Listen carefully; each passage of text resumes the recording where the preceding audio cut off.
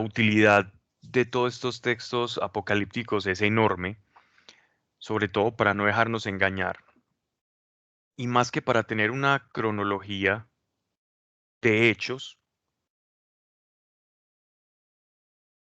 la verdadera importancia y donde realmente vamos a encontrar el propósito y sacarle provecho a este texto es para reconocer eventos y cómo estos eventos em, ya han sido anunciados y nosotros como creyentes prepararnos entonces, sobre todo espiritualmente, porque el creyente es en esencia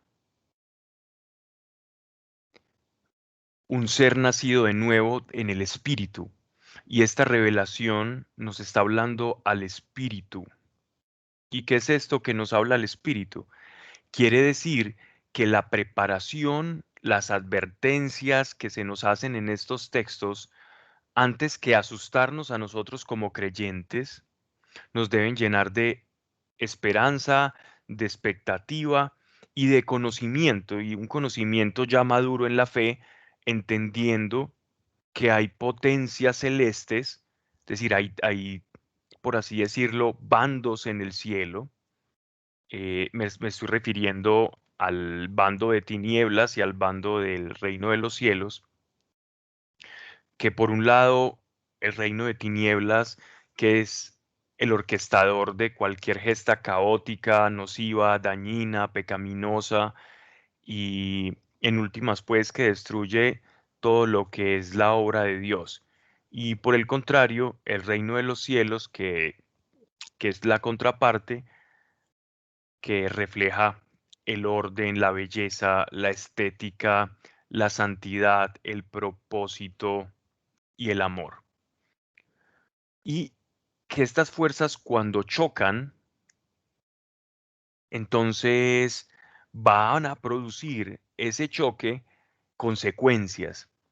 Y este apocalipsis o estos rollos o libros que se van desenvolviendo en todos estos actos, llámese copas, llámese trompetas, llámese ayes, son el producto de ese choque, de ese enfrentamiento entre ambas fuerzas, donde al creyente se le advierte que producto de ese choque, de esa manifestación mesiánica de Cristo, pues todo aquel que no esté sellado va a recibir las consecuencias del reino al cual pertenece. Entonces, por un lado, los hijos de Dios se van a regocijar, por otro lado, pues también en medio de todas estas situaciones que nos narra el Apocalipsis, pues nos dice que también seremos purificados. Entonces, para nosotros siempre va a ser ganancia. Entonces, para el creyente el Apocalipsis no es terror, sino que es ganancia. En purificación, por un lado, y sobre todo, pues que vamos a tener la manifestación de nuestro Señor Jesucristo, que es la promesa más grande de la cual incluso nos hablaba el apóstol Pedro. Si nosotros nos dirigimos al capítulo 3 de Pedro, de la carta de Pedro, vamos a ver que él hablaba precisamente de que una porción de la iglesia estaba ya comenzando a dudar de las promesas de Dios en la segunda carta del apóstol Pedro. Y entonces él les da una palabra reconfortante, una palabra de aliento, diciéndoles que el Señor cumplía sus promesas y que él iba a regresar, porque ya muchos lo estaban dudando, ya que algunas de las generaciones de los primeros creyentes, pues ya se habían muerto por alguna causa natural y pues ellos estaban esperando que les tocase esa segunda venida. Pero por otra parte, cuando leemos el libro de Apocalipsis, se nota en gran parte del texto que Juan se está dirigiendo a generaciones futuras, muy remotas de las que él vivía con su iglesia contemporánea y las personas que conocían pues en carne y hueso al apóstol Juan. Así que vemos que el Apocalipsis es un libro interesante porque abarca un periodo de tiempo muy grande y a la vez muy difícil de determinar. Y la única forma que nosotros tendremos, pues, para podernos centrar y tener un norte dentro de esta inmersión en este texto apocalíptico es tomarlo como tal, como indicios, revelaciones, em, y series de eventos. Cuando comencemos a ver que estas series de eventos empiezan a desatarse, a desencadenarse y a manifestarse en nuestra vida diaria, podemos ya ir identificando que estamos viviendo en los tiempos a los cuales se está refiriendo el apóstol Juan. Me refiero a los tiempos últimos, es decir, a los tiempos próximos al advenimiento, es decir, a la segunda venida de nuestro Señor. ¿Vale? Entonces, pues vamos a empezar invitando a nuestro Señor, como siempre, para que su presencia nos cobije en este momento que todos estamos conectados y que todo lo que aquí se hable sea producto de su revelación, y si no es así, pues que el mismo Señor, que es bueno y que no quiere que erremos en el camino, pues se encargue de irnos allanando el terreno. Así que ponte cómodo donde estás. Deja todo de lado en este momento, concéntrate en lo que vamos a hacer. Esto es un tiempo muy corto verdaderamente, pero al que tu espíritu le va a sacar mucho provecho, y así como te alimentas normalmente y desayunas, almuerzas y comes y tienes cuidado de tu cuerpo, pues este es un momento en el que vamos a tener cuidado también del espíritu, entendido este como parte integral del hombre, y al que nuestro Señor nos dice: no solo de pan vive el hombre, sino de toda palabra que sale de la boca de Dios, y este es otro tipo de alimento. En tu vida vas a poder ver el efecto de meditar la palabra de Dios. Esto te lo dice alguien que ha podido ver que la palabra de Dios se cumple, que lo que Dios promete, eso hace, que lo que Dios advierte, eso nos sucede, que lo que Dios dice que va a hacer con nuestra fe, pues eso termina siendo nuestro Señor. Así que pongámonos en actitud con el Señor, vamos a invitarlo. Y Padre, yo te doy gracias por cada corazón aquí unido, también por los que van a escuchar después, especialmente también, Señor, por aquellos que tengan una necesidad en este momento y estén dejando todo detrás para poder escuchar junto a nosotros tu revelación, tu palabra. Padre, gracias porque tú no dejas ninguna oración sin ser escuchada. Y hoy estamos unidos en un mismo espíritu para comprender, para que nos muestres, para que nos reveles cómo van a ser los tiempos, en qué tiempo estamos viviendo actualmente. Y de acuerdo a este tiempo como iglesia, ¿qué debemos hacer? ¿Cuál es nuestro paso a seguir como iglesia? ¿Cómo debemos unirnos? ¿Qué voz debemos levantar? ¿Dónde debemos ir? Porque son tiempos, Señor, que se tornan complejos para la vida de tu iglesia y para el quehacer de ella, Señor. Y es aquí donde, a través de tu palabra, Señor, hoy te pedimos revelaciones para que como iglesia podamos identificar dónde nos encontramos y a partir de esa ubicación saber cómo actuar conforme a esto, Señor. Yo te doy gracias que aquí no se diga ninguna cosa que no esté de acuerdo a tu voluntad. Ayuda, Señor, a las personas que en estos momentos nos escuchan en un estado de necesidad. Sabemos que tu poder sana, sabemos que tu nombre ha vencido sobre todo nombre y que no hay otro en el cielo y en la tierra por el cual nosotros podamos obtener sanidad como la obtenemos de ti. Así que te pido, Padre mío, en el nombre de nuestro Señor Jesucristo, que te extiendas a la necesidad de aquel que nos escucha y te necesita, Señor, para que obtenga de ti aquello, Señor, que tú pagaste con tu sangre, Dios, y que en esa provisión pueda obtener aquello que necesite. Y así lo pedimos, Señor, y así lo esperamos, Dios, agradeciendo que estás con nosotros y en medio de todo, Señor. Amén. Pues bien, entonces vamos a pasar al capítulo 8 del libro del Apocalipsis, ¿vale? En la última charla, pues habíamos dejado como interrupto este capítulo porque como el Apocalipsis comienza a volverse un poco repetitivo,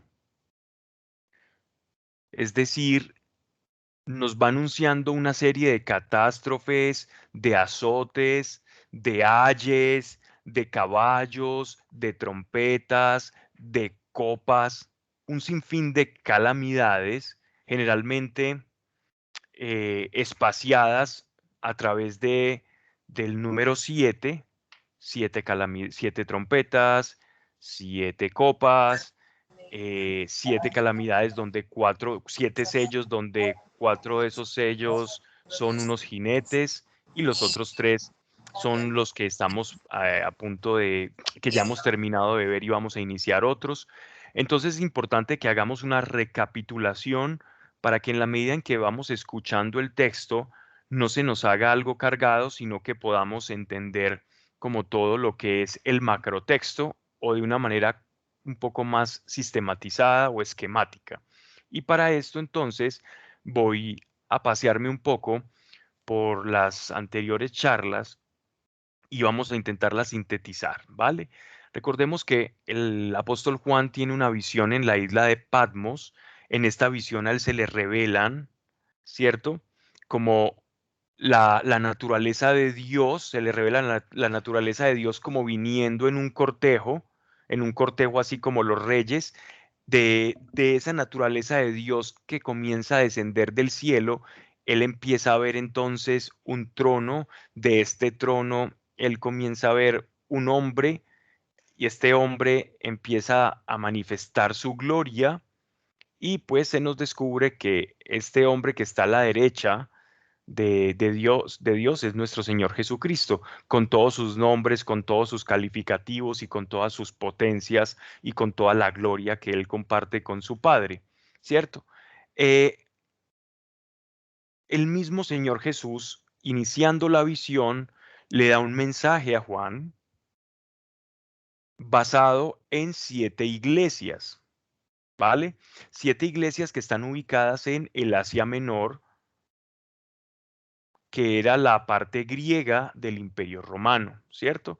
Entonces, 7 iglesias donde tenemos, por ejemplo, la iglesia de Éfeso, la iglesia de Roma, la iglesia de Esmirna, la iglesia de Tiatira, la iglesia de Sardes, la iglesia de la Odisea, ¿cierto?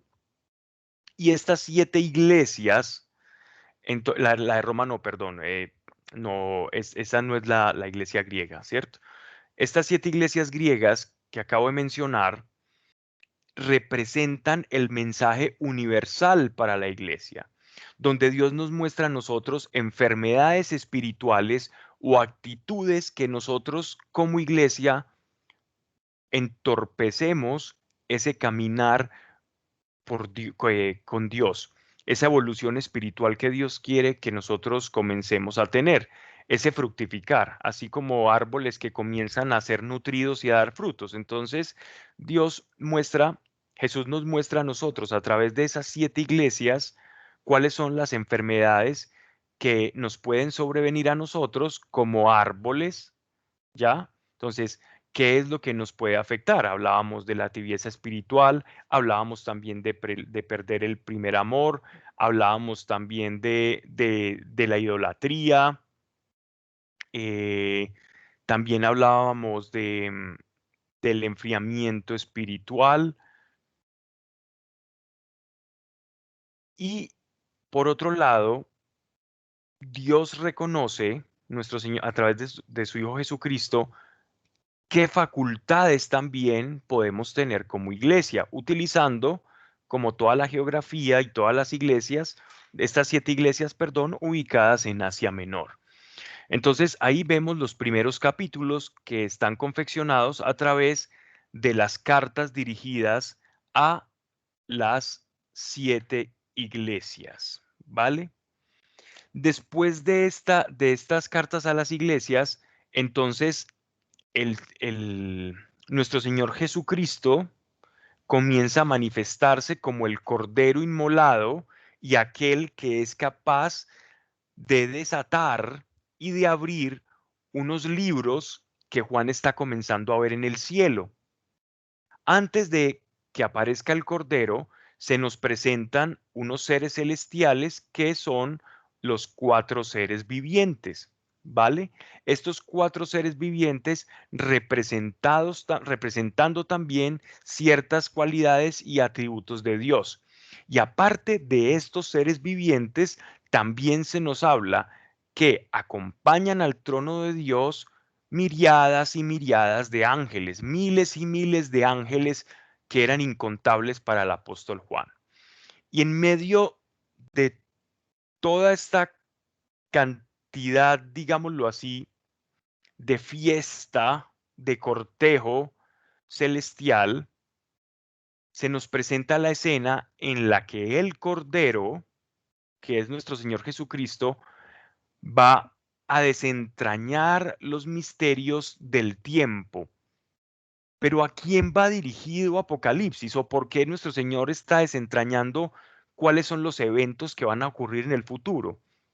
Por amor a la iglesia, nosotros somos los destinatarios del Apocalipsis. El Apocalipsis es para quien esté lleno del Espíritu Santo. Una persona que no haya recibido al Espíritu Santo lee Apocalipsis y termina perdido.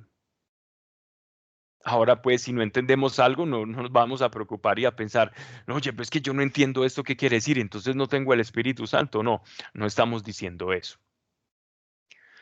El Espíritu Santo nos ayuda a desentrañar esto.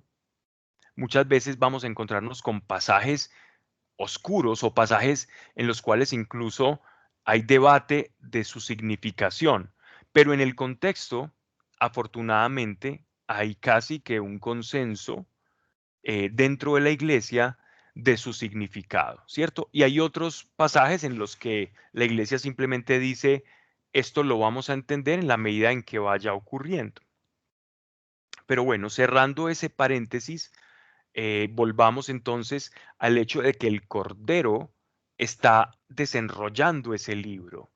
Y en la medida en que lo desenrolla, van desencadenándose una serie de eventos que Juan comienza a ver a través como de visiones supernaturales, como estando por fuera del cuerpo, donde ve que lo que está escrito en ese libro ante sus ojos empieza a volverse como una narración visual. Esa narración visual es lo que nosotros llamamos una visión, que te está contando una historia o te está mostrando un hecho a través de figuras, de tipos, de símiles, de alegorías, de analogías y de parábolas. ¿Vale? Un ejemplo de esto. Recordemos a Pedro, cuando nuestro Señor le da una visión antes de que él fuese a la casa de Cornelio. Cuando eso entonces en Hechos de los Apóstoles, la iglesia solamente tenía contacto con los judíos, porque recordemos que la iglesia fue judía en su principio. En su génesis, la iglesia eran todos judíos, todos los apóstoles eran judíos, no había ningún gentil, no había ningún griego. Y entonces, dada esta situación, Dios le muestra al apóstol Pedro, le da una visión supernatural, Pedro entra como en un éxtasis y él comienza a ver espiritualmente como un lienzo comienza a bajar del cielo y en ese lienzo él comienza a ver eh, una suerte de animales que según el Levítico eran considerados impuros. Entonces, por ejemplo, el cerdo, ciertos animales marinos, como por ejemplo las langostas o determinados animales que nos muestran ahí en el Levítico eran impuros para el alimento, no que si los tocaban se volvían impuros, sino que eran alimentos prohibidos para comer según la ley de Moisés. Entonces, cuando él escucha una voz, cuando ve este lienzo y esta serie de animales que eran considerados impuros porque no se podían comer, reitero, le dice, mata y come. Entonces, casi que pues en la emocionalidad de Pedro, en ese ser pasional que era este apóstol, pues lo primero que hace, casi de una manera primaria, es decir, pero Señor, yo cosa impura no he llegado a comer, yo no he llegado a probar cosa impura. Claro, pues porque para los judíos era pecado el hecho de comer, matar y comer un animal de esos. Y él sabe y él reconoce que es la voz de su Señor la que le está diciendo eso. Entonces, pensemos un momento como Pedro. Él quizás llegó a pensar que su Señor lo estaba probando, diciéndole que matara y probara. Pudo haberse sentido como tentado o puesto a prueba. Y queda sin más la visión, y esta visión tiene sentido para él cuando llega a casa de Cornelio y él recibe el Espíritu Santo. Es decir, él estaba comiendo y dando la palabra de Dios a un pueblo que era considerado impuro, los goim. Goim quiere decir gentiles. Entonces él estaba dándole a los goim un, un alimento puro que era el evangelio, y por otro lado se estaba dando cuenta cuál era el significado de esa visión.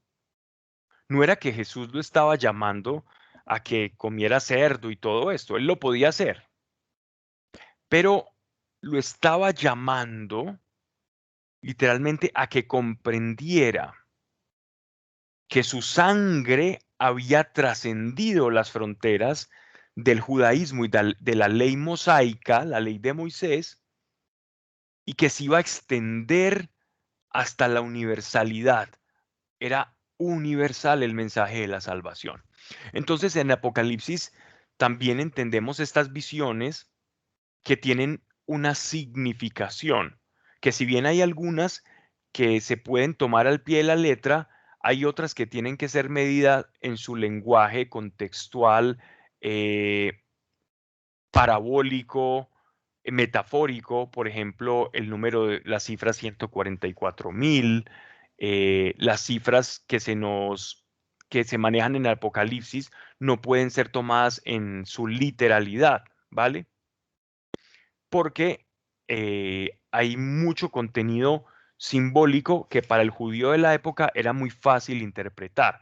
Máxime porque ellos conocían también ciertos textos que ahora pues no están dentro del canon del Antiguo Testamento, pero que son libros de libre acceso para la iglesia y que son muy valiosos. Por ejemplo, uno de ellos es el libro de Enoc. Enoc, por ejemplo, este libro de Enoch tiene mucha consonancia con el texto de Apocalipsis y con el libro de Daniel y Ezequiel, por ejemplo.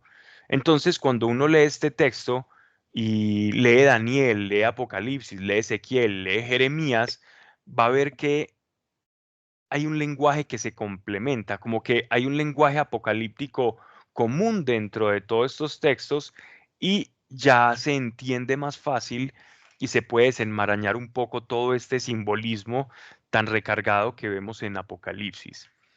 Entonces, siguiendo con el Cordero y con la visión de Juan, vemos que el vidente de Patmos entonces está viendo al Cordero desenrollando el libro, y en ese libro él ve una serie de eventos que están simbolizados por una serie de jinetes. Estos jinetes, los llamados cuatro jinetes del Apocalipsis, representando la conquista, representando la guerra, representando la enfermedad, o sea, la peste, representando el hambre, peste, conquista y guerra. Cuatro jinetes, ¿cierto? Y después estos cuatro jinetes, que asimismo son un sello, porque el Señor va quitando un sello de un libro y se narra un evento. Después se rompe otro sello y ocurre un evento. Después otro sello, nuevamente otro evento. Hasta que llegamos, ¿cierto?, a la apertura del séptimo sello. En la charla anterior habíamos visto cómo ya se abrían el quinto y el sexto sello con las consecuencias que esto había traído. Entonces, este es un pequeño resumen. Perdonarán de pronto las imprecisiones, pero es que ya hemos hablado mucho al respecto, pero estamos en estos momentos en el séptimo sello, después de los cuatro jinetes, ya de eventos. O sea, el séptimo como tal para Juan, recordemos que el 7 tiene una trascendencia y una importancia supremamente interesante, porque el 7 es como el final de un ciclo, ¿no? El 7 representa la plenitud, cuando un ciclo se completa, ¿no? Entonces, aquí el séptimo sello va a ser gala precisamente de terminar un ciclo de catástrofes, de eventos terribles para el hombre, ¿ya? Bien, cabe resaltar una cosa.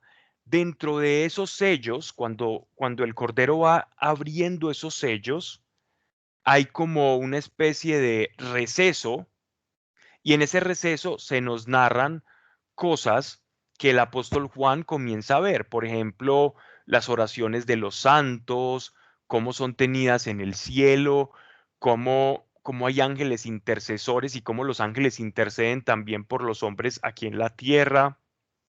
Se nos empiezan a revelar como cuadros de cosas que pasan en el cielo.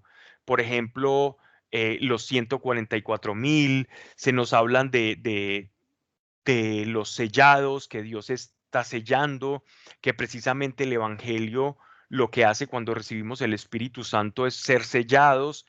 Y en medio de estas catástrofes también se nos dan como luces teológicas o revelaciones teológicas respecto de nuestra naturaleza como cristianos. Así que, a ver, el Apocalipsis no solamente es narrar una serie de eventos catastróficos, porque eso es lo que se cree como en la imaginería popular, sino que a su vez, dentro de esos sellos que se abren, se nos narran episodios o verdades, revelaciones teológicas respecto a nuestra naturaleza, a nuestro papel como iglesia dentro de todos estos eventos. Entonces, mientras que hay una serie de personas que no están selladas, que no pertenecen al reino de Dios, se nos dice que aquellos que hemos recibido el Espíritu Santo estamos guardados, sellados. Hablábamos que un sello representa la posesión, sí, es decir, es como si fuéramos posesión de Dios. Estamos dentro del territorio de Dios, bajo su jurisdicción y bajo su jurisdicción, luego entonces también en su protección. Así que hay como un doble sentido en todo este texto y es, por un lado, el castigo y la catástrofe producto de la santidad de Dios versus el pecado de la humanidad, y por otro lado, aquellos que han sido guardados del pecado, que han sido perdonados y bañados en la sangre del Cordero, vestidos con vestiduras blancas, que son guardados de esa catástrofe venidera. Entonces, tenemos un lenguaje aquí, se configura de esperanza. Y así es como todos aquellos que hemos recibido el Espíritu Santo debemos tomar este pasaje como un lenguaje y un mensaje de esperanza. Ese es nuestro llamado. Esta es la visión correcta de este texto. Entonces, con este pequeño resumen, llegamos entonces al capítulo 8, donde nos vamos a encontrar la apertura del séptimo sello, es decir, otro rollo que el Señor abre. Y este rollo va a ser más significativo que los 6 rollos o libros anteriores de eventos, ¿no? Entonces dice así, capítulo 8, verso 1. Cuando abrió el séptimo sello, hubo un silencio en el cielo como por espacio de media hora. Este escenario, recordemos que la visión de Juan es del cielo y de la tierra. Entonces Juan está viendo lo que ocurre en el cielo y cuando des- se desencadenan acciones en el cielo, hay repercusiones en la tierra. Entonces, cada que se abre un sello en el cielo, en la tierra se desencadenan una serie de actividades, una serie de eventos, ¿vale? En este caso, es muy interesante que en la apertura del séptimo sello, es como que el cielo, toda esta suerte de ángeles, toda esta serie de ángeles, seres vivientes, santos, que están en el cielo, que están junto a la presencia, disfrutando de la gloria de nuestro Señor, hacen un silencio como de expectación de media hora, justamente en el séptimo sello. Este silencio señala la espera ansiosa de las criaturas mientras se va desenrollando el libro, como cuando alguien va a contar una historia y se detiene en el momento en que va a decir algo, va a pronunciar algo que va a ocurrir, un evento que va a cambiar el transcurso de la historia o de la narrativa o que va a marcar un punto de inflexión, algo fuerte, importante dentro del texto. Entonces esto demuestra que este evento va a ser mucho más fuerte que los demás.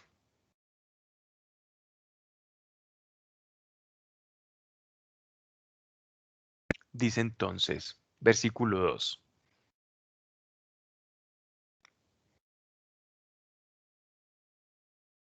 vi 7 ángeles que estaban en pie delante de Dios y a los cuales fueron dadas 7 trompetas. Entonces, el séptimo sello, antes de abrirlo, hay un silencio como de media hora. Después, en medio de la apertura de ese sello, nos llega esta narración. Él está viendo en esa media hora que el Cordero va a abrir el sello, todos hacen silencio y él está narrando lo que está viendo en el cielo, porque en esos momentos no ve que pasa algo en la tierra, sino que toda su mirada, toda su atención está dirigida, volcada hacia lo que está pasando con todos esos seres celestiales. Dice, vi 7 ángeles. Miren lo interesante del número, 7 ángeles que estaban en pie delante de Dios, a los cuales fueron dadas 7 trompetas. Llegó otro ángel y púsose en pie junto al altar con un incenciario de oro, y fuéronle dados muchos perfumes para unirlos a las oraciones de todos los santos sobre el altar de oro que está delante del trono. Bien, em, me gustaría para los que de pronto están viendo en pantalla, yo le voy a hacer una petición a quien esté encargado de este, no sé si Ana o Claudia, si me puedes buscar una imagen del tabernáculo, una imagen del tabernáculo para que podamos tener en pantalla. Y así sea más fácil la explicación que voy a dar a continuación y veamos la relación que tiene este pasaje con el antiguo templo de Salomón, pero yo creo que sería mejor ver el tabernáculo, que en sí el tabernáculo del templo de Salomón representan lo mismo.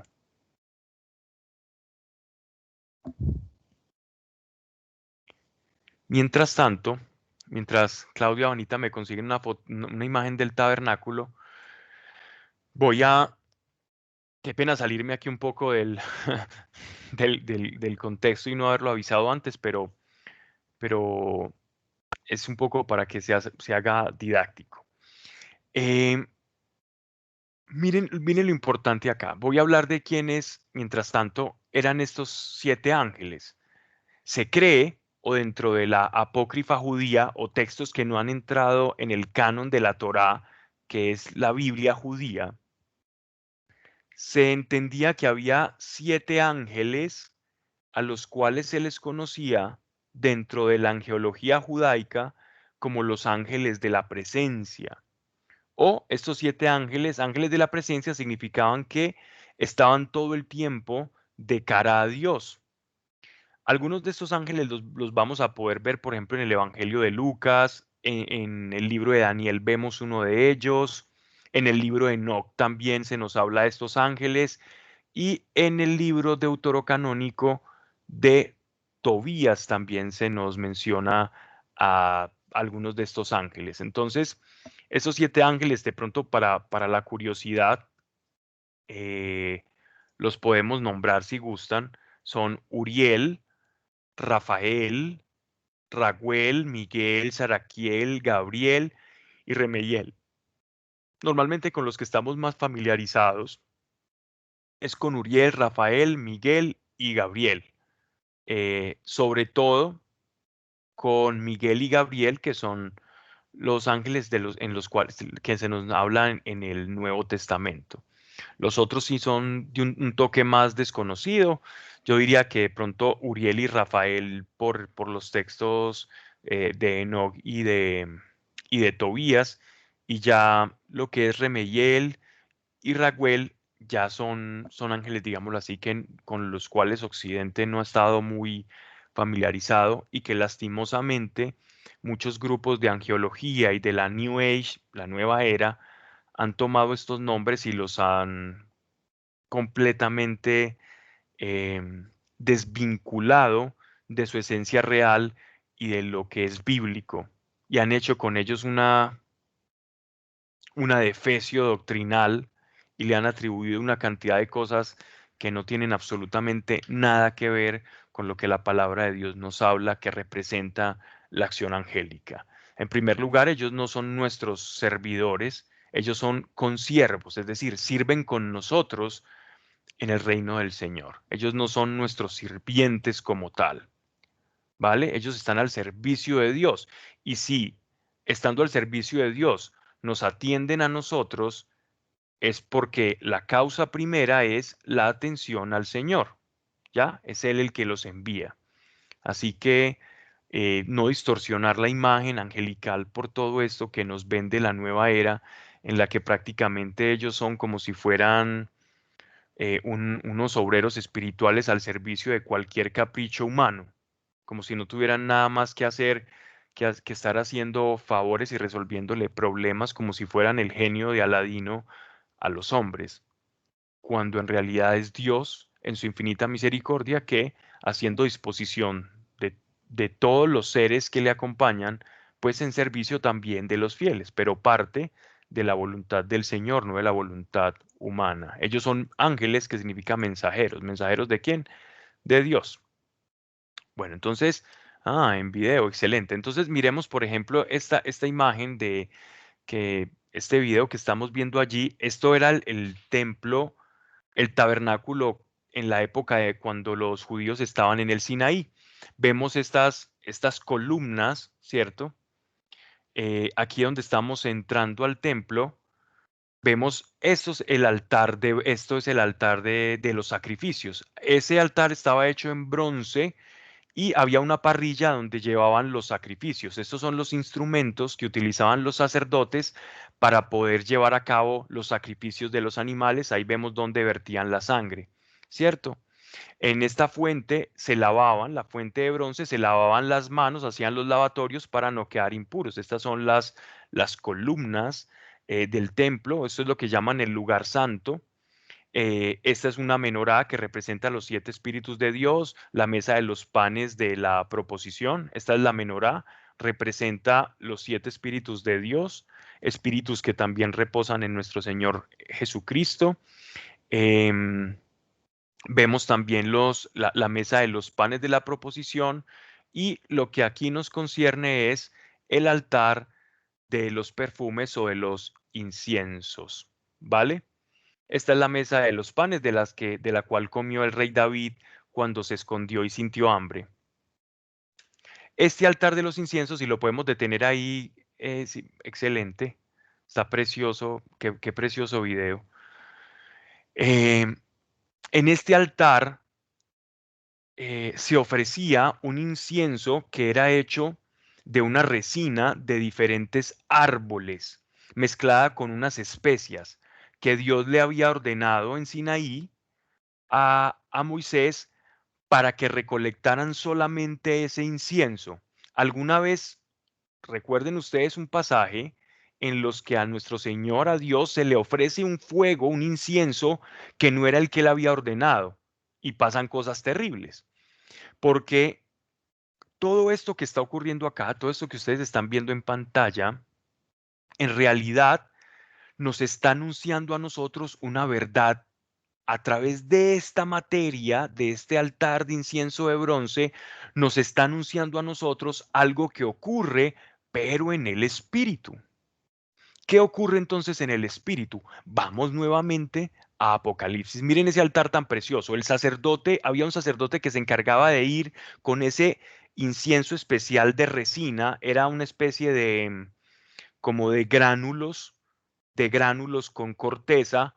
Eso lo quemaban ahí en ese altar y ese humo salía con un aroma grato. Este es el arca de la alianza ya, que es un artefacto precioso, donde está el propiciatorio, pero ese todavía lo vamos a dejar, ese lo vamos a dejar después. Nos quedamos con el altar de los inciensos que está antes ahí, eso, antes de ese, del arca del pacto. Ahí está perfecto, déjalo ahí, eso. Y ese altar de los inciensos va a tener su significación en Apocalipsis. Vamos a entender qué nos quería decir Dios con esto. Cómo es que esto en realidad simplemente es como, perdónenme la expresión porque no es la más correcta, pero es como una caricatura, o mejor dicho, una sombra de lo que ocurre realmente en el cielo, para que nosotros como iglesia y como pueblo de Dios comprendamos qué cosas pasan en el cielo, qué cosas están sucediendo con nuestras oraciones. Entonces vamos al texto nuevamente de Apocalipsis, ¿vale? Dice, vi 7 ángeles que estaban en pie delante de Dios, es decir, como si fueran sacerdotes en medio del templo, en ese templo que acabamos de ver, pero en el cielo. Este templo que vimos en esta imagen 3D es una representación muy humana y material de lo que está ocurriendo en el cielo, que es de unos colores y de unas dimensiones muy diferentes. Dice, a los cuales fueron dados 7 trompetas. 7 trompetas significa 7 anuncios. Dice, llegó otro ángel y púsose en pie, o sea, otro diferente a los 7, junto al altar con un incenciario de oro. O sea, es como si fuera un ángel sacerdotal con ese incienso, pero vamos a ver qué es ese incienso que él trae. Y fuerenle dado muchos perfumes, o sea, perfumes para ellos eran inciensos de diferente tipo, para unirlos a las oraciones de todos los santos sobre el altar de oro, sobre el altar de oro. Miren qué lindo. Entonces en el cielo hay un altar de oro que está delante del trono.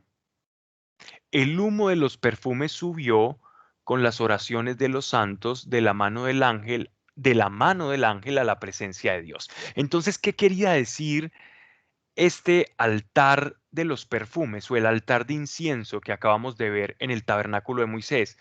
Eso que los sacerdotes hacían todos los días de llevar el incienso a una hora determinada y que ese incienso en ese acto de cremar ese incienso, subiese el humo y produciese ese perfume ascendente de encender ese incienso, lo que nos está significando es las oraciones de los santos, cómo suben a Dios, cómo se encuentran con Dios, cómo de la tierra se unen con el cielo.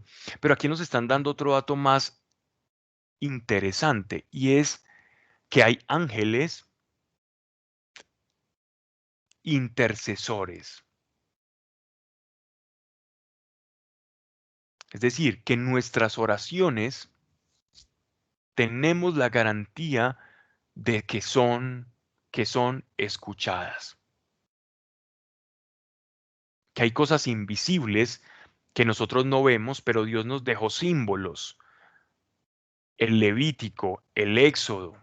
son símbolos muy claros, materiales, de realidades espirituales, para que nosotros ya cuando veamos todo el contexto comprendamos qué es lo que pasa en el cielo.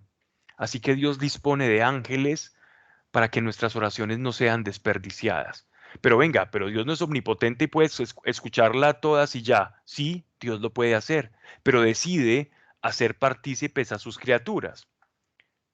Piensa solamente por un momento que Dios pudo simplemente un día en que tú estuvieras en el cuarto desesperado o en una situación difícil y hablarte del cielo y decirte, oye, yo existo, Jesús es mi hijo, cree en él y ya no vas a tener los problemas de la muerte eterna y del juicio. Pero no, no lo hizo de esa manera, eligió personas para que te predicasen el Evangelio. Esa es la forma en la que Dios actúa, esa es su soberanía, esa es su decisión. Así que todos en el cielo y en la tierra participamos de la voluntad de Dios. Y dice, miren, versículo 4, el humo de los perfumes subió con las oraciones de los santos de la mano del ángel a la presencia de Dios. Tomó el ángel el incensario y lo llenó de fuego, y lo llenó de fuego del altar, o sea, de Dios. Del altar es que está en la presencia de Dios. Y de la presencia de Dios se une, lo une con las oraciones de los santos. Y dice, y lo arrojó sobre la tierra. La consecuencia de las oraciones de los santos es como esos tizones ardientes, esos carbones o inciensos encendidos que salen ya a esparcirse sobre la tierra. Y hubo truenos, voces, relámpagos y temblores. Los 7 ángeles que tenían las 7 trompetas se dispusieron a tocarlas.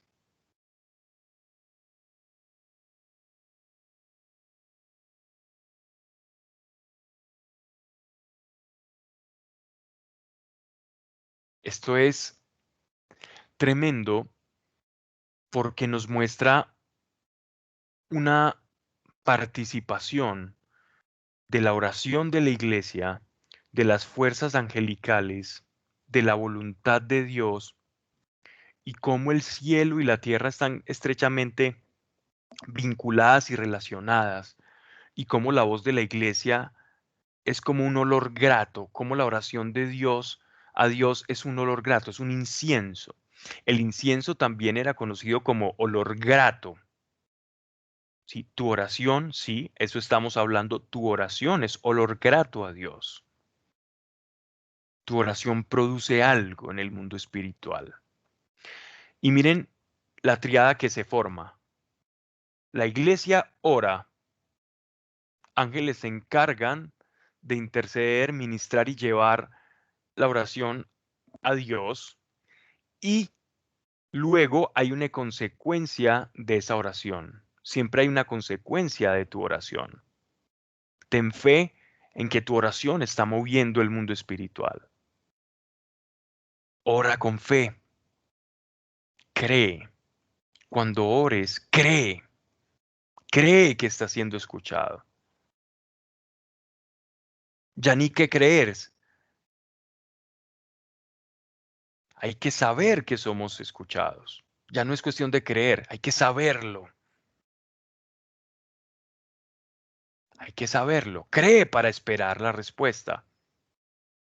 Pero partamos de la certeza de ser escuchados.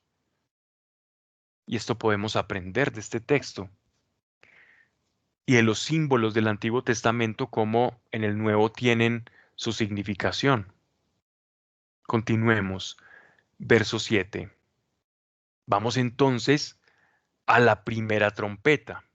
Tocó el primero la trompeta, y hubo granizo y fuego mezclado con sangre, que fue arrojado sobre la tierra, y quedó abrasada la tercera parte de la tierra.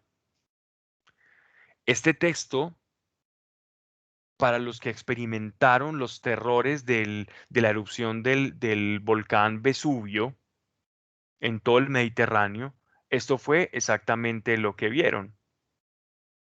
La destrucción de Pompeya y de las poblaciones cercanas, esto fue exactamente lo que vieron. Y recuerda mucho la forma en que se sucedieron las 10 plagas de Egipto. Entonces, empecemos a notar algo acá. Cuando el ángel toca la primera trompeta, se desencadena un evento que contempla una catástrofe natural. Entonces, podemos decir, hubo granizo y fuego mezclado con sangre. ¿Qué es lo más parecido a esto? Es una erupción volcánica que fue arrojado sobre la tierra. O sea, si dice que fue arrojado sobre la tierra, quiere decir que fue algo exhaló por sobre ella. O sea, estamos claramente ante un tipo de erupción volcánica. Y dice, y quedó abrazada por la lava. Recordemos el efecto en los años 80 de la erupción y los pueblos que perecieron, como el caso de Armero en el Tolima, aquí en Colombia. Lo que pudieron haber sentido ellos y ver cómo el cielo se oscurecía. Y quedó abrazada la tercera parte de los árboles. Estamos hablando de la tercera parte de la tierra. Y toda hierba verde quedó abrazada. Cuando dice toda hierba verde, se refiere toda hierba verde al paso de esta erupción, no de toda la tierra, porque nos están hablando específicamente de la tercera parte de la tierra. El segundo ángel tocó la trompeta. Entonces, el primero produjo una catástrofe de suerte volcánica. El segundo ángel tocó la trompeta y fue arrojada en el mar como una gran montaña ardiendo en llamas, y convirtióse en sangre la tercera parte del mar. Y murió la tercera parte de las criaturas que hay en el mar, de las que tienen vida, y la tercera parte de las naves fue destruida. Bien, entonces vemos que hasta el momento hay dos ángeles tocando trompetas. La primera, un evento muy similar, según la narración, a un evento de corte volcánico, como ya ha ocurrido varias veces. Recordemos el Vesubio, que esto ocurrió después de la época de Juan y vamos a ver. Para ellos se cumplía exactamente esto que está diciendo acá. Ellos pudieron experimentar esta realidad tal cual la está describiendo el apóstol Juan. El segundo ángel, cuando toca la trompeta, vemos una relación con algún objeto que cae. Es decir, puede ser algo, un asteroide o algo que cae y, y donde cae produce pues la muerte, ¿no? Dice, y jugando siempre con la tercera parte, es decir, todavía no ha afectado a los hombres. Esto ha afectado a la naturaleza. Claro que de alguna manera va a afectar a los hombres, pero de manera indirecta. Tocó la trompeta del tercer ángel y cayó del cielo un astro grande ardiendo como una tea, y cayó en la tercera parte de los ríos y en las fuentes de las aguas. El nombre de ese astro era Ajenjo, era como decir amargo. Convirtióse en Ajenjo la tercera parte de las aguas, y muchos de los hombres murieron por las aguas que se habían vuelto amargas. Tocó el cuarto ángel la trompeta, y fue herida la tercera parte del sol, y la tercera parte de la luna, y la tercera parte de las estrellas, de suerte que se oscureció la tercera parte de las mismas, y el día perdió una tercera parte de su brillo, y asimismo la noche. No podemos tomar entonces estos cuatro toques de trompetas en su extrema literalidad, ¿vale? Lo que sí podemos es comprender el grueso y el contexto de acontecimientos que se van a desatar antes de la llegada del Mesías. Es decir, estos eventos los vamos a poder identificar como señales antes del fin. Sabremos que habrán erupciones volcánicas que algo va a pasar a nivel del mar, ¿cierto? Algo va a caer, un asteroide o algo va a caer y va a destruir las naves, los barcos que estén ahí. El número, la tercera parte es artificioso en cierta medida. Ojo, no del todo, en cierta medida. Cuando digo cierta medida, significa que una gran parte va a sufrir por eso, pero que todavía el grueso de la población va a tener cierta estabilidad, ¿vale? Pero sabemos que en el mundo contemporáneo, miremos por ejemplo para efectos el COVID-19, eh, con algo que pasa en China, según cuentan en Wuhan, como un evento tan aislado a una población tan lejana en Oriente puede tener una repercusión tan grande debido a este mundo hiperglobalizado y conectado, que cualquier cosa que suceda en un mercado bursátil, en, en un país de Europa, puede afectar por esas interacciones y esas conexiones que tenemos ya financieramente todos los países globalizados, entonces que puede afectar a otro. Así que si una tercera parte de la población es afectada por esto, va a terminar afectando a todas por ese efecto globalizante, ¿no? Por ese efecto dominó de una sociedad que está hiperconectada, ¿ya? Entonces miren que esto igualmente es algo muy impactante, pero aún así no sigue el patrón del peor escenario, pero cada vez va como creciendo el nivel de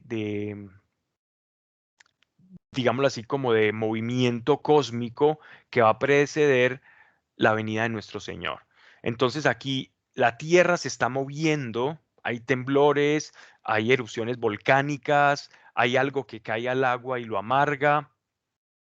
Y dice después que producto de todo esto, el cuarto ángel toca la trompeta y producto de todo esto, el sol y la luna, cuando dice que van a ser heridas, es que se van a oscurecer. Nosotros, la percepción que nosotros vamos a tener de estos astros es que los vamos a ver como a mitades. Y esto lo pueden ver claramente los que vivieron las erupciones o las grandes erupciones volcánicas y las vieron. Ustedes pueden mirar por internet eh, filmaciones de erupciones volcánicas desde ciudades incluso muy lejanas y el cielo se oscurece por días. O lo que narran, por ejemplo, no yéndonos a un efecto geológico, sino, por ejemplo, lo que narraban los sobrevivientes de las bombas de Hiroshima y Nagasaki en Japón, en la Segunda Guerra Mundial después del ataque de los japoneses kamikazes a Pearl Harbor. En esta retaliación de los americanos, cuando lanzan estas dos bombas atómicas, ellos cuentan que durante semanas el cielo era completamente oscuro. Entonces estas cosas ocurren, estas cosas ya han pasado a una menor escala, pero en este caso dice que una tercera parte del sol, o sea que va a ser un evento que va a generar una oscuridad parcial que va a ser visible para todos nosotros o quienes estemos para esa fecha allí. Para los que quieran saber un poco de historia, el volcán Vesubio entró en erupción más o menos, fue aproximadamente entre el 78 y 79 después de Cristo. Y ahí quedaron sepultadas ciudades. Ahí quedó la ciudad que llamaban la ciudad de Hércules, que era Herculano, y también la ciudad de Pompeya. Y hay ruinas en Pompeya y la gente es una atracción turística y hay perros prácticamente fosilizados en lava, personas ahí durmiendo, hay prácticamente quedaron como estatuas cubiertas de lava, una madre abrazando a su hijo pequeño, y eso está como un lugar, como un patrimonio de la humanidad, un patrimonio histórico, donde se puede ver incluso lo que estaban haciendo muchas de las personas cuando los sorprendió esa erupción de esa manera tan inesperada, ¿no? Haciendo cosas cotidianas. Hasta animalitos caseros se pueden ver ahí como vueltos estatua, convertidos en estatuas de ceniza volcánica. Y el ajenjo, pues, el ajenjo era una planta con la que se amargaba y a veces se utilizaba como para los curanderos, pero era terrible. Era terrible el amargor que producía esa planta. Lo hacían para brebajes y para curetajes. ¿Vale? Entonces dicen que cuando cae algo por efectos de los minerales, quienes han vivido en zonas donde hay explotación minera o yacimientos mineros y el agua está contaminada, el agua cuando está cargada de minerales se puede volver muy amarga. Y eso es lo que nos está diciendo, o por la misma ceniza volcánica, se transforma y se trastorna todo. Así que estos eventos no pueden ser como vistos como primero va a ocurrir esto, después va a ocurrir esto y después va a ocurrir esto otro, cronológico, sino que una de las trompetas puede ser la consecuencia de la primera o de la segunda, y la tercera va a ser la consecuencia entonces de la primera trompeta, en una suerte de hechos que se van desencadenando. Por ejemplo, si cae algo al agua, pues el agua se va a volver amarga. Si hay una erupción volcánica masiva del cinturón, de lo que llaman el cinturón de fuego de volcánico en el planeta Tierra, entra en una erupción masiva, entonces, ¿qué va a ocurrir? Que después de un tiempo el cielo se va a oscurecer y entonces la cuarta trompeta va a estar representada por ese cielo completamente oscurecido. Pero lo que sí podemos identificar es que estos hechos catastróficos geológicos se van a ir desarrollando.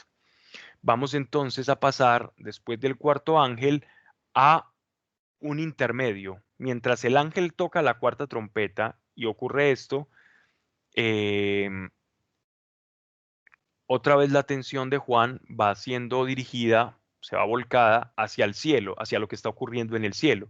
Y dice en el capítulo 13, vi y oí un águila que volaba por medio del cielo, diciendo con poderosa voz, ay, ay, ay, de los moradores de la tierra, por los restantes toques de trompeta de los tres ángeles que todavía han de tocar. Recordemos que hasta el momento 4 ángeles han tocado la trompeta y cada trompeta ha traído consigo un cataclismo, un evento geológico catastrófico. Pero miren qué curioso lo del águila. El águila, la figura del águila para los judíos representa la velocidad con la que Dios hace las cosas. Y es bien bonita esta imagen de esta águila en el cielo volando, como para que todos puedan escuchar y a la vez como previniendo a los moradores de la tierra, ¿no?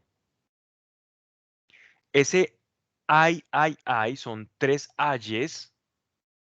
Cada uno de esos ayes representa las trompetas que faltan. Entonces recordemos que 4 trompetas, faltan 3 trompetas y estas 3 trompetas restantes están representadas cada una en un ay. 4 más 3, 7. Ahí están estas últimas 3. Porque están advirtiendo el águila que son cosas directamente que sí van a tocar al hombre. Directamente. El ay o los ayes en teología es lo contrario a bienaventurados.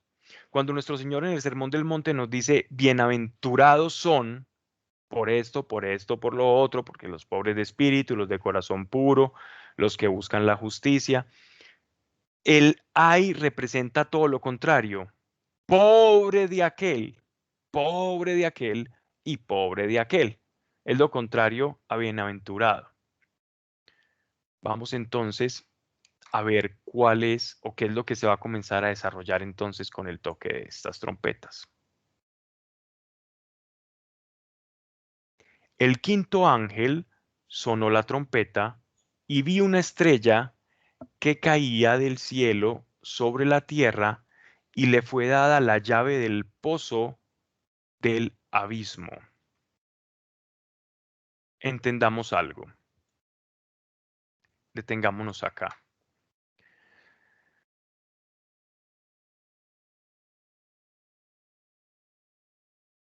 Dentro del misticismo judío,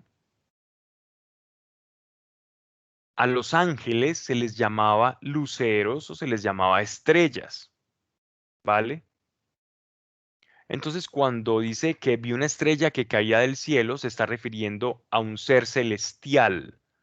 No se está refiriendo a que va a caer una de las estrellas de la Osa Mayor o a caer la estrella Antares, ¿cierto? Sino que se refiere a un ser espiritual, a un ser del cielo que va a descender a traer algo sobre la tierra, ¿vale? Entonces dice, y vi una estrella que cae del cielo sobre la tierra y le fue dada la llave del pozo del abismo. El abismo era un lugar como un lago, también llamado Sheol, que la traducción griega es Hades, que es un lugar donde están los ángeles rebeldes, los ángeles caídos y los demonios, ¿cierto? Pero ese abismo, con la crucifixión de nuestro Señor, cesó, cesó en el poder que tenía antes sobre la tierra. Es decir, su poder fue menguado, fue sellado, salvo que Dios lo permita y que los mismos seres humanos permitan la acción demoníaca, está muy atenuada. Pero a este ángel dice que se le fue dada la llave del pozo del abismo, ¿cierto? La que separa nuestra realidad del mundo de ese abismo, o ese Sheol, o ese Hades, o ese mundo de la muerte. Y dice, y subió del pozo humo, como el humo de un gran horno, como si fuera un caldo. Es como un espacio intermedio entre la vida y la muerte. Y se oscureció el sol y el aire a causa del humo de el pozo. Y aquí vamos a entrar en materia bien narrativa y que ha suscitado pues la imaginación de muchos. Incluso he visto algunos documentales que muestran estos pasajes del Apocalipsis pues con una fascinación y con un colorismo excepcional. Y vamos a ver precisamente por qué lo hacen. Y dice, y subió el pozo humo como el humo de un gran horno y se oscureció el sol y el aire a causa del humo del pozo. Del humo salieron langostas sobre la tierra y les fue dado poder como el poder que tienen los escorpiones de la tierra. Vale. Entonces, este ángel o este ser celestial tiene una llave para abrir el abismo. Ojo, no es que ese ángel sea el que tiene la potestad del abismo, no. Este ángel es comisionado, porque recordemos que en los primeros capítulos de Génesis, quien tiene las llaves del reino es nuestro Señor Jesucristo. Así que este ángel es comisionado para llevar a cabo dicha tarea, pero la autoridad de realizar esa tarea, quien la comisiona es nuestro Señor, como lo vemos en el primer capítulo, en los primeros capítulos de Apocalipsis. Dice, que salen, emergen de esa humareda unas langostas. Las langostas, vemos en el libro de Ezequiel, cómo las langostas representaban varias cosas. Por un lado, el animal tal cual, la langosta, que es una especie de grillo de cigarra grande. Hay unas que pueden medir hasta unos 10, 12 centímetros. Se han visto más grandes en el norte de África, que es precisamente donde está Egipto y donde vemos pues las plagas de Egipto. Recordemos aquella plaga que fue la plaga de langostas que devastó toda la tierra de Egipto y acabó con todo el grano allá por la época de Moisés. Y estas langostas van formando unas nubes terribles que van acabando con todo a su paso. Pero ojo, estas langostas tienen una característica muy diferente a las del libro de Ezequiel, porque las del libro de Ezequiel representaban a los partos. Los partos eran unos pueblos babilonios que atormentaban a los judíos y después también fueron el tormento de los romanos. Entonces simbolizaban también al pueblo parto. Y aquí es donde uno tiene que empezar ya a ver cómo interpretar este texto, porque por un lado representan, usualmente según las profecías de Ezequiel, nos representan a ciertos pueblos que en fechas o en tiempos modernos nosotros podríamos identificar como pueblos iranios. ¿Cuáles son esos pueblos? Eh, Irak, Irán, algunos de los Emiratos y ciertas naciones del Mediano Oriente que son hostiles al cristianismo, que son hostiles a la palabra de Dios y que son hostiles al pueblo de Israel. Entonces, siguiendo el texto de Jeremías, que las langostas representaban esos pueblos, no podemos echar en balde el hecho de que pueden representar esas poblaciones islámicas. Así muchos intérpretes del contexto apocalíptico ven este texto. Estas langostas como pueblos iraníes, como el pueblo de Irán, ¿cierto? Y la coalición iraní, de las pues, que acabo de mencionar algunos. Entonces dice, pero ojo, porque también aquí en el texto de Apocalipsis se nos dice que estas langostas salen de el reino del Sheol, es decir, son demonios. Literalmente dice, estos demonios salen con poder y tienen el poder que tienen los escorpiones de la tierra, es decir, que tienen un aguijón, es decir, que pueden herir al ser humano, pueden causar dolor al ser humano estos demonios. Verso 4. Les fue dicho que no dañasen la hierba de la tierra, ni ninguna verdura, ni ningún árbol, sino solo a los hombres que no tienen el sello de Dios sobre sus frentes. Interesante dato porque entonces ya comenzamos a ver la diferencia de ser un hijo de Dios y un creyente cuando el reino de tinieblas comience a ser desatado y comience a hacer estragos. A quien esté sellado no podrán tocar. Y esto es importante. Se dio orden de que no los matasen, sino que fuesen atormentados, no a los, ojo, eh, se dio orden de que no los matasen, no a los creyentes, no, a los no sellados, dice, se orden de que no los matasen, sino que fuesen atormentados durante 5 meses. 5 meses es lo que dura un verano y era lo que duraban generalmente las plagas de langosta, 5 meses, lo que duraban lo que ellos llamaban en Oriente los veranos largos. Y dice, y su tormento era como el tormento del escorpión cuando hiere al hombre. Generalmente las picaduras del escorpión no matan, pero quienes han sufrido, así sea la de estos alacranes que viven en tierra caliente o en tierra húmeda, eh, dicen que el dolor es insoportable, que prácticamente es que les dan ganas de cortarse de la extremidad que fue afectada. Los hombres buscarán en aquellos días la muerte y no la hallarán, y desearán morir, y la muerte huirá de ellos. Las langostas eran semejantes a caballos preparados para la guerra, y tenían sobre sus cabezas como coronas semejantes al oro, y sus rostros eran como rostros de hombre, y tenían cabellos como cabellos de mujer, y sus dientes eran como de león. Y tenían corazas como corazas de hierro, y el ruido de sus alas era como el ruido de muchos caballos que corren a la guerra. Tenían colas semejantes a los escorpiones y aguijones, y en sus colas residía su poder de dañar a los hombres por 5 meses. Por rey tienen sobre sí al ángel del abismo, cuyo nombre en hebreo es Abadón, y en griego tiene por nombre Apolión. El primer ay pasó, he aquí que viene aún otros 2 ayes después de esto.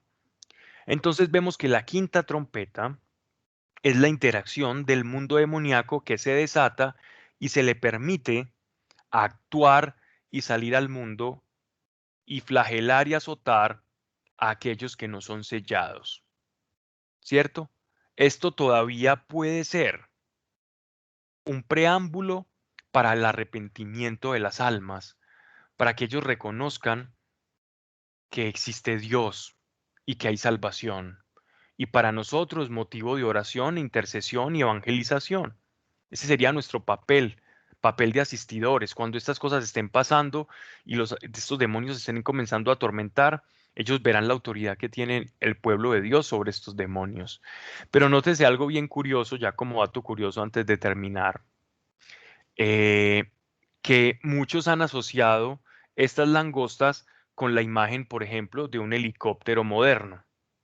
Entonces, si tú ves la forma en la que hablan, que son acorazados, que tienen rostro de hombre, entonces ellos están viendo, o aquellos que ven en esta alusión a las langostas, como a que Juan estaba viendo eventos del futuro, como una especie de tercera guerra mundial, donde estuviera viendo helicópteros y al no saber con qué identificarlos, lo primero que se le ocurrió es ver un helicóptero y asociarlo con una langosta. Entonces, por eso dice corazas de hierro y los misiles que guardan los helicópteros serían los dientes y las colas como de escorpiones, la cola precisamente del helicóptero con la hélice que representaría el aguijón. Y estos son como interpretaciones muy simpáticas que se han dado al respecto, pero ojo porque el mismo texto nos está hablando que directamente provienen del mundo demoníaco y no hay helicópteros demoníacos, ¿cierto? Un helicóptero que maneja un endemoniado, no tiene sentido. Esto es más bien una imagen interesante de una representación de los demonios y de los poderes demoníacos, por ejemplo, que tiene cabellos de mujer. El cabello o el pelo de la mujer representaba la manera para el Medio Oriente, era como una especie de objeto seductor que tenía la mujer o de poder seductor que tiene la mujer sobre el hombre, ¿ya? Entonces representa la seducción. El colmillo representa el hecho de que estos animales pueden arañar y las corazas que no les van a hacer daño, no les pueden hacer daño. Y rostros de hombre, es decir, van a estar mezclados y van a ser inteligentes y no van a poder ser identificados fácilmente y van a poder actuar de manera invisible en la humanidad. Por otro lado, nos hablan de un ser bien interesante acá también que dicen en el hebreo Abadón. Abadón, según la apócrifa judía, por ejemplo, en el libro de Enoch, se nos habla de Abadón. Abadón traduce en hebreo destrucción y en Apolión también, destrucción. O sea, es como un demonio, así ha sido representado usualmente como un demonio de los abismos o como un príncipe demoníaco, ¿no? Y miren algún dato curioso. Miren cómo muchos de los programas espaciales o en la NASA están relacionados con este tipo de nombres, como por ejemplo el Apolo 11 cuando fueron a explorar la Luna, por aquel dios Apolo, ¿no? Que era el arquero de los dioses y que con su flecha entonces producía pues tremendos impactos y a la vez era un dios de la sabiduría y también representaba como cultos místicos. Y como la masonería moderna también asocia mucho o muchas imágenes de la masonería moderna está asociada al dios griego Apolo.